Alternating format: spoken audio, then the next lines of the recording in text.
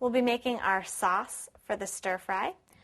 So we start with half a cup of organic vegetable broth, which is actually really easy to find in any grocery store. Wolfgang Puck's makes a great one, as does Stonyfield Farms and Trader Joe's. They both have a great vegetable broth that really makes a nice base. So half a cup of that, 2 teaspoons of cornstarch.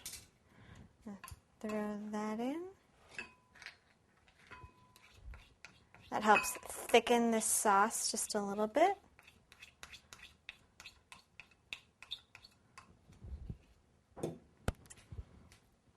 Two teaspoons of low sodium dark soy sauce. 2 teaspoons of canola oil. And 2 teaspoons of dark toasted sesame oil.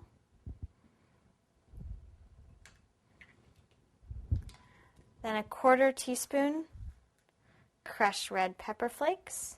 You can add more or less depending on how spicy you want it. And finally,